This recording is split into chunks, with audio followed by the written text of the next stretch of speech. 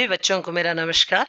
आशा करती हूँ कि सभी खुश होंगे, अपनी शिक्षा का पूरा अच्छी तरह से ध्यानपूर्वक उसको पढ़ रहे होंगे। अपनी शिक्षा के क्षेत्र में एक नए आयाम स्थापित करने की श्रृंखला में एक नई श्रेणी को जोड़ते हुए आइए आज कक्षा 10वीं के स्पर्श के काव्य खंड में से वीरेन डगवाल द्वारा लिखित कविता तोप के विषय में चर्चा करेंगे। बच्चों, आप जिस तरह मेरे इस चैनल को प्यार देते आ रहे हैं, आशा करती हूँ कि मैं आपकी उम्मीदों पर खरे उतरते हुए आपको इस पाठ की व्याख्या एवं वीरेन डगवाल के चरित्र से परिचित करवाने में पूरी तरह से कारगर रहूंगी। तो आइए शुरुआत करते हैं बिना समय को गवाए हुए।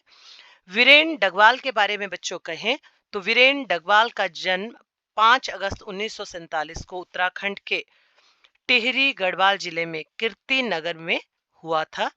वीरेन डगवाल की शिक्षा के बारे में कहें तो उन्होंने अपनी जो प्रारंभिक शिक्षा थी वो नैनीताल से और उच्च शिक्षा इलाहाबाद से प्राप्त की थी।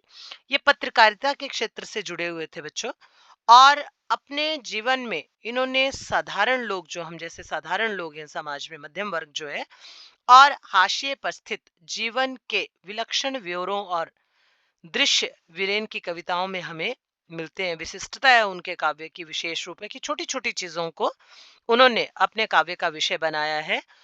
इन्होंने ऐसी बहुत सी चीजें और जीव जंतुओं को अपनी कविता का आधार बनाया है जिन्हें हम देखकर भी अनदेखा कर देते हैं।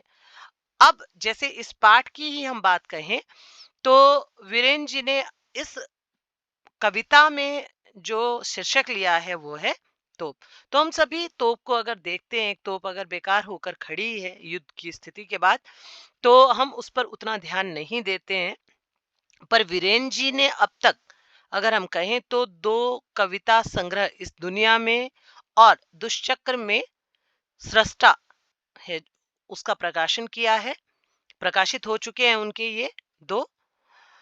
पहले संग्रह पर प्रतिष्ठित श्री कांत वर्मा पुरस्कार और दूसरे पर साहित्य अकादमी पुरस्कार से इन्हें नवाजा गया था, वो दिया गया था। कई अन्य पुरस्कारों से भी इन्हें सम्मानित किया गया। वीरेन डगवाल के विषय में कहें तो बच्चों, कवियों की अन्य इनकी जो महत्वपूर्ण कविताएं हैं वो कवियों की अन्य भाषाओं में लिखी गई हैं। कविताओं का हिंदी में इनकी अनुवाद किया गया है। तो सबसे पहले पाठ प्रवेश के विषय में जानते हैं कि आखिर पाठ प्रवेश क्या है। जैसा मैंने आपको अपने अन्य वीडियो में बताया है कि पाठ प्रवेश हमारे लिए बहुत महत्वपूर्ण होता है बच्चों। उसका कारण ये है कि पाठ प्रवेश के माध्यम से हम जो आधार भूमि है हमारी पाठ की या कविता की, उसके विषय में जानते हैं कि आखिर उस कविता को लिखने का कवि का उद्देश्य क्या रहा है, क्यों कविता वो लिखी है, उसका आधार क्या है। तो प्रतीक और धरोहर 2 किस्म की हुआ करती हैं। कुछ प्रतीक हैं हमारे, जैसे तोप है वो प्रतीक है, कुछ हमारी धरोहर होती है संस्कृति की, मंदिर हैं, बहुत सी चीजें हैं। तो एक वे जिन्हें देखकर या जिनके बारे में जानकर हम अपने देश और समाज की प्राचीन उपलब्धियों का हमें पता चलता है। जैसे हम किले देखते हैं, महल देखते हैं, तलवारों को देखते हैं, बड़ी-बड़ी तोपों को देखते हैं। तो इस तरह की कई चीज़ें होती हैं जिनको देखकर या हमारे राजा महाराजाओं के अस्त्र हैं, शस्त्र हैं, उनको देखते हैं। तो हमारे पूर्वजों ने कब से और क्या-क्या उन्होंने उपलब्धियां की हैं, क्या-क्या उनसे चूक हुई अर्थात गलतियां हुई हैं, जिनके परिणाम स्वरूप देश की कई पीढ़ियों को दारुण दुख अर्थात बहुत दयनीय दुख सहना पड़ा है। और हम गुलाम रहे हैं। दमन झेलना का मतलब गुलामी हमें झेलनी पड़ी है। तो ऐसे इस पाठ में 2 प्रतीकों का चित्रण हमें मिलता है बच्चों। एक है ईस्ट इंडिया कंपनी जब भारत में आई तो किस इरादे से आई थी? आई तो व्यापार करने के इरादे से थी। भारत ने उनका स्वागत किया था, लेकिन धीरे-धीरे आप सभी जानते हैं कि वो हमारी शासक बन बैठी। तो उसने कुछ बाग बनवाए तो कुछ तोहफे भी तैयार की। इन तोपों में उस देश को फिर से आजाद कराने का सपना साकार करने निकले जांबाजों को मौत के घाट उतार दिया था। पर एक दिन ऐसा भी आया जब हमारे पूर्वजों ने उस अंग्रेजी शासन को, उस सत्ता को उखाड़कर अपने देश को आजाद करवा लिया और उस तोप को निस्संदेश कर दिया, मतलब तेज रहित कर दिया। तो ये तोप सबसे पहले किसके द्वारा बनाई गई थी बच्चों? ये अंग्रेजों द्वारा बनाई गई थी। तो फिर भी हम इन प्रतीकों के बहाने ये याद हमें रखना होगा कि भविष्य में कोई भी कंपनी ऐसे ना आ जाए फिर से अपने पांव जमाने, कि उसके इरादे सामने से कुछ हों और बाद में वो कुछ और हमें दिखाई दे, कि यहाँ फिर से वही तांडव ना बचे, अर्थात जो हमारी गुलामी के समय मचा था वो घाव अभी तक हमारे दिलों में हरे हैं, ऐसा वीरेन डगवाल जी कहते हैं अपनी इस कविता को लिखते हुए। भले ही अंत में उनकी तोप भी उसी काम क्यों ना आए जिस काम में इस पाठ की तोप आ रही है। मतलब वो सिर्फ सजावट के काम में रह गई, पर शुरू में जो उस तोप ने कार्य किया, वो क्या कार्य किया उस तोप ने? वो कार्य हम हिंदुस्तानियों को मौत के घाट उतारने का किया। मुहाने का अर्थ है प्रवेश द्वार पर रखी हुई, धर का अर्थ है रखी गई, संभाल का अर्थ है देखभाल, विरासत का अर्थ है पूर्व पीढ़ियों से प्राप्त हुई वस्तुएं, सैलानी का अर्थ है दर्शनीय स्थल पर आने वाले यात्री, जैसे हम जाते हैं किसी स्थान को देखने के लिए। सुरमाओं का अर्थ है वीर, सुरमा भी वीर होता है, सुरमाओं जो वीर व्यक्ति होते हैं, बहुवचन में चला गया बच्चों। धज्जे का अर्थ है चिथड़े चिथड़े करना, जब तोप से किसी को बांध कर उड़ाया जाता था तो उसका शरीर बिल्कुल कैसा हो जाता था? चिथड़े चिथड़े, बिल्कुल टुकड़ों में बंट जाता था। फायरिंग का अर्थ है मुक्त या खाली, और कंपनी बाग का अर्थ है गुलाम भारत में ईस्ट इंडिया कंपनी द्वारा जगह जगह बाग बगीचों में से कानपुर में बनाया गया एक बाग, उसको कहा गया है कंपनी बाग।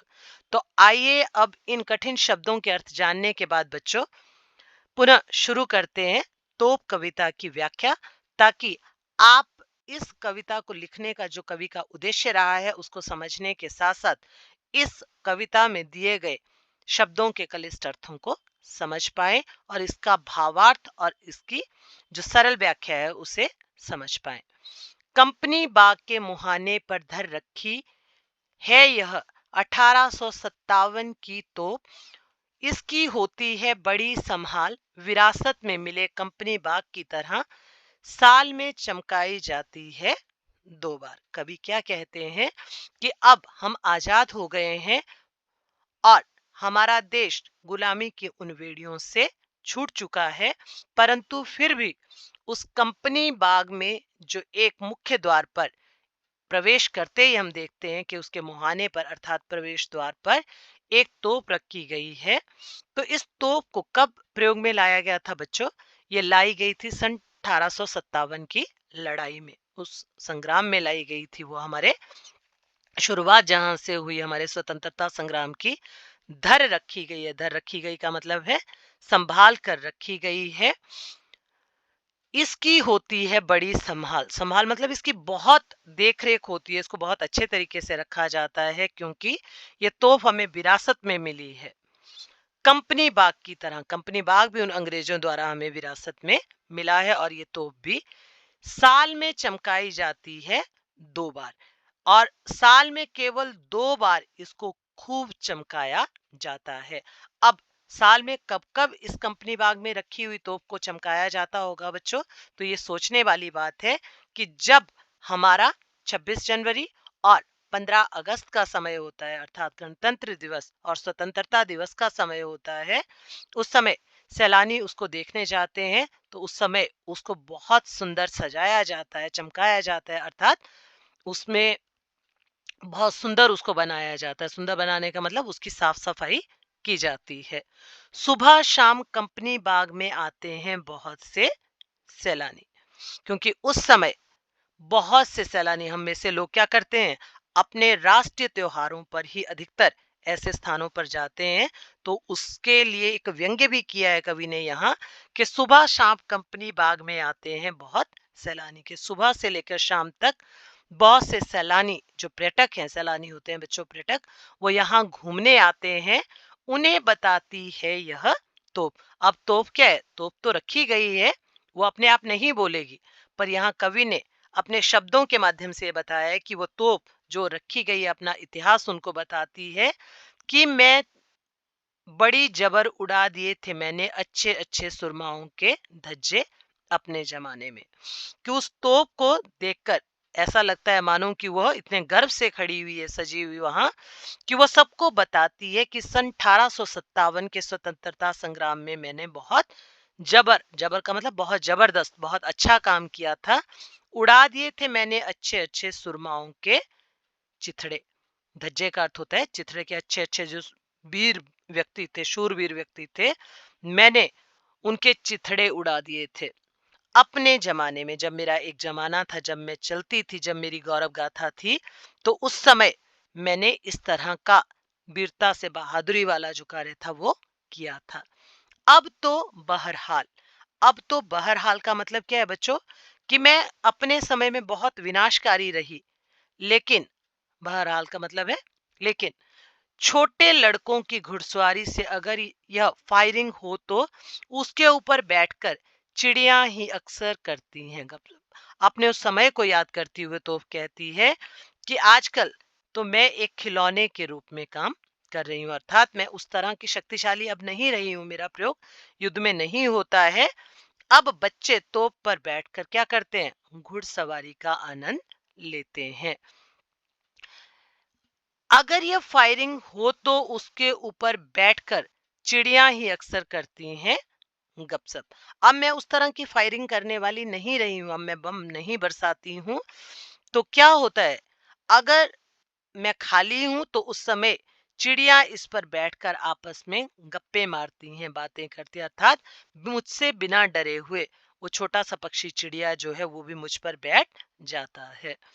कभी कभी शैतानी में वे इसके भीतर भी घुस जाती हैं। अब मुझ में वो शक्ति नहीं रही है, तो शैतानी करते हुए, शरारत करते हुए कभी कभी वो मेरी तोप के मुंह में भी घुस जाती हैं, खास कर गौरई।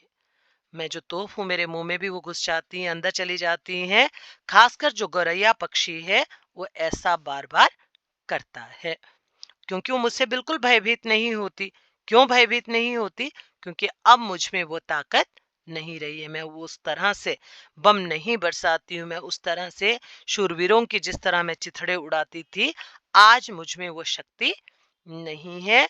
तो जब मैं शक्तिहीन हो गई हूँ, तो ऐसे समय में छोटे से छोटा पक्षी या छोटे छोटे बच्चे भी मेरी उस शक्ति के विषय में नहीं जानते हैं। इसलिए वो तो हमें एक परामर्श दे रही है, हमें एक सलाह दे रही है कि जब तक शक्ति होती है तभी तक सम्मान किया जाता है। जब शक्ति खत्म हो जाती है तो शक्तिशाली जो मैं तोप हूँ उसका भी मुंह बंद हो जाता है। तो कवि अपनी स्तोप कविता के माध्यम से स्पष्ट करना चाहता है कि किसी भी समस्या का समाधान विनाशकारी तोप के पास तो बिल्कुल भी नहीं है। प्यार से किसी भी बड़ी से बड़ी समस्या को सुलझाया जा सकता है। तो कवि वीरेंद्र डगवाल द्वारा लिखित मुक्तक शैली में लिखित इस कविता के माध्यम से बच्चों हम ये समझ पाए कि जब तक व्यक्ति में शक्ति होती है, सामने वाला उसी से डरता है, और ठीक उसी तरह जो चीजें हैं, वस्तुएं हैं, जब वो हमें कोई ना कोई नुकसान पहुंचाने वाली होती हैं, तब तक ही हम उनसे डरते हैं। जैसी स्थिति में अब तोप है, उससे कोई भी नहीं डरता है। तो वीरेंद्र डगवाल द्वारा लिखित इस तोप कविता की व्याख्या समझने में आप पूरी तरह सक्षम रहे होंगे बच्चों। मेरे इस चैनल के माध्यम से आपने इस व्याख्या को अच्छी तरह से समझा होगा। इसी आशा के साथ मैं आपसे पुनः निवेदन करती हूँ कि जिन बच्चों ने अभी मेरा ये चैनल सब्सक्राइब नहीं किया है, वे जल्दी से जल्दी इसको बच्चों सब्सक्राइब कर लें और नोटिफिकेशन बटन दबाना ना भूलें, क्योंकि जब भी नए वीडियो अपलोड होते हैं तो आसानी से आपको मिल जाए। इसलिए नोटिफिकेशन बटन अवश्य दबाएं। इसी आशा के साथ कि आप मेरे चैनल को इसी तरह से प्यार देते रहेंगे और भविष्य में मैं नए नए वीडियोस डालकर आपकी शिक्षा में एक महत्वपूर्ण भूमिका निभाने में, अपनी अग्रणी भूमिका निभाने में सक्षम रहूंगी। इसी आशा के साथ सभी बच्चों को मेरा प्यार भरा नमस्कार।